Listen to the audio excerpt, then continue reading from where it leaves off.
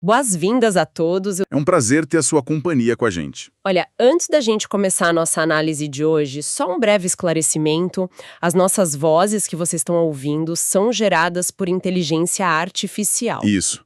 Mas é importante dizer que todo o trabalho de pesquisa, a curadoria do conteúdo, o roteiro, tudo isso é feito por uma equipe humana, tá? Exato. A IA é uma ferramenta fantástica que nos ajuda a dar vida a essa análise, mas a base de tudo é um estudo bem tradicional e cuidadoso das fontes. E que fontes, né? Hoje a gente vai mergulhar, assim, de cabeça em uma das passagens mais dramáticas e complexas do Antigo Testamento, o capítulo 34 de Gênesis. A história de Diná em Siquém é uma daquelas narrativas que, sabe, toda vez que eu leio, eu fico com mais perguntas do que respostas. Com certeza. A gente tem o texto bíblico, claro, mas também vários comentários teológicos, um vídeo que explora a reação da família de Jacó. E para dar um contraponto fascinante, um livreto da Federação Espírita Brasileira sobre violência.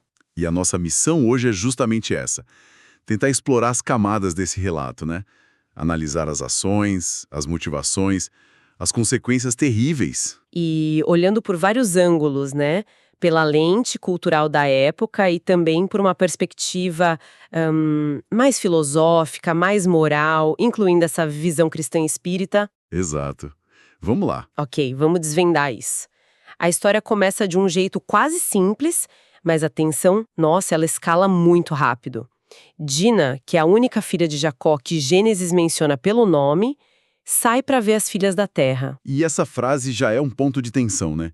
O que significa ver as filhas da terra. Exato. Era comum? Era seguro? Então, alguns comentaristas, tipo os do Beacon, eles apontam uma coisa interessante. Lá em Harã, de onde a família veio, parece que as moças tinham um pouco mais de liberdade. Ah, entendi. Mas em Canaã, a realidade era outra. A cultura era mais restritiva. Então essa atitude da Diná, que para ela talvez fosse normal, nesse novo lugar podia ser vista como uma ingenuidade perigosa. E o perigo aparece rápido. Siquém, que era o príncipe daquela terra, filho de Amor, ele vê Diná, a toma e a violenta. O texto é brutalmente direto. E logo depois vem a primeira reviravolta da história. O texto diz que, depois da violência, a alma de Siquém se apegou a Diná. Ele se apaixona por ela. Se apaixona. É um conceito de amor, assim, muito bizarro para nós hoje. Ele vai para o pai e pede para conseguir a moça como esposa. Oferece pagar qualquer dote. Qualquer preço. Enquanto isso, a reação da família dela é crucial. Jacó, o pai, quando fica sabendo, ele fica em silêncio. Fica em silêncio, esperando os filhos voltarem. Que silêncio é esse, né? É medo? É estratégia? Exato.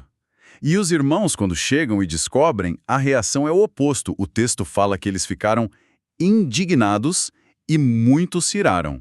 Para eles, Siquém tinha praticado um desatino em Israel. Era uma ofensa à honra da família inteira. E aí, a negociação começa. Amor, o pai de Siquém, vai lá e propõe uma aliança total entre os povos. Uma fusão completa, né? Casamentos mistos, comércio, terras. Basicamente, vamos nos tornar um só povo. Uma proposta que parecia ótima. Parecia, mas aqui está o ponto central do engano. Os filhos de Jacó, o texto diz, respondem com dolo, com engano. Eles já tinham um plano. Já. Eles fingem aceitar, mas com uma condição. Todos os homens de Siquém precisavam ser circuncidados. E a justificativa deles parece até nobre, né? Dizem que seria uma ignomínia, uma vergonha, dar a irmã para um homem incircunciso. E aqui um comentário de F.F. Bruce ajuda muito. Ele lembra que a circuncisão era o sinal da aliança com Deus, era a identidade deles. Então, a união com outros povos era impensável. O que torna tudo tão traiçoeiro é a intenção. Exatamente. Eles pegaram o símbolo mais sagrado da fé deles e transformaram numa isca, numa armadilha mortal. E Siquém e o pai aceitam. Eles voltam e convencem a cidade toda. E o argumento que eles usam é puramente econômico. Falam para o povo que, se fizerem isso, todos os bens da família de Jacó seriam deles. Um pequeno sacrifício por um grande lucro. E o pessoal aceita. E aí vem o massacre. No terceiro dia, quando os homens da cidade estavam com mais dor, com febre, sem chance de lutar. Um cálculo frio, preciso.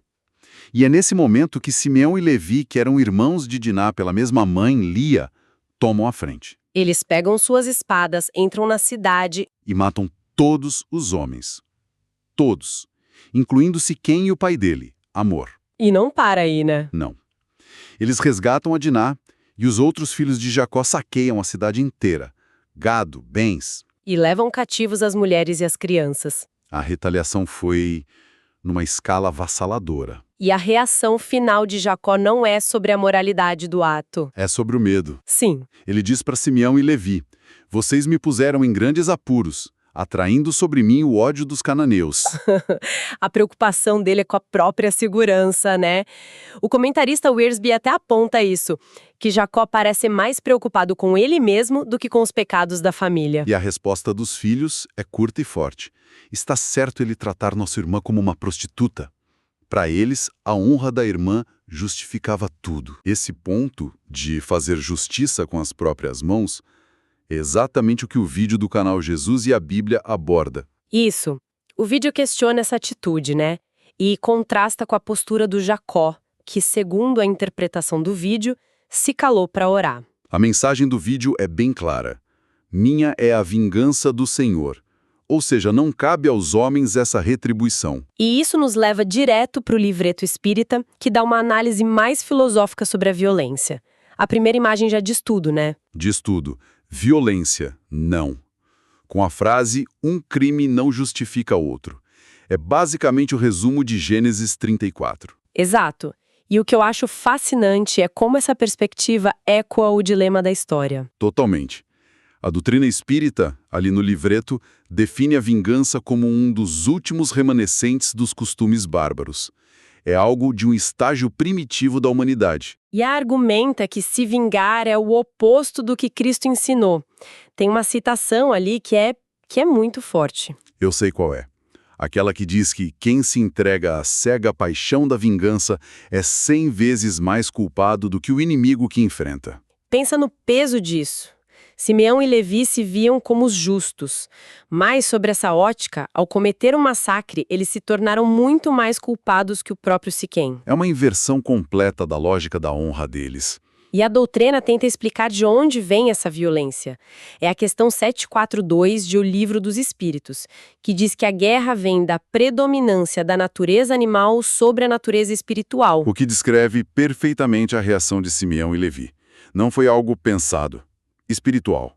Foi visceral, brutal, a pura natureza animal. E isso se conecta com a visão de que a Terra é um mundo de expiações e provas. Uma escola. Ou até um cárcere de espíritos criminosos, como Kardec aponta.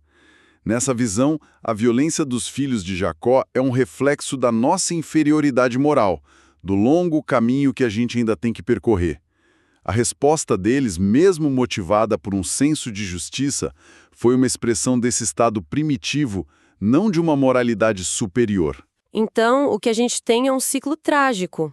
Um ato de violência, o estupro de Diná, é respondido com um ato de violência e traição em escala massiva. E no fim, ninguém sai ileso. Ninguém. Jacó teme pela sobrevivência da família. E Simeão e Levi, mais tarde, são amaldiçoados pelo próprio pai por causa da crueldade deles lá em Gênesis 49.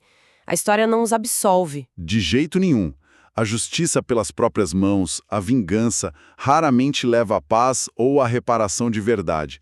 Só gera mais dor. O livro espírita reforça muito isso, que tomar para si o direito de punir com a morte é o homem tomar o lugar de Deus. Exatamente. É uma arrogância espiritual. E Gênesis 34 é o estudo de caso perfeito do desastre que isso causa. Isso me deixa com uma pergunta muito desconfortável.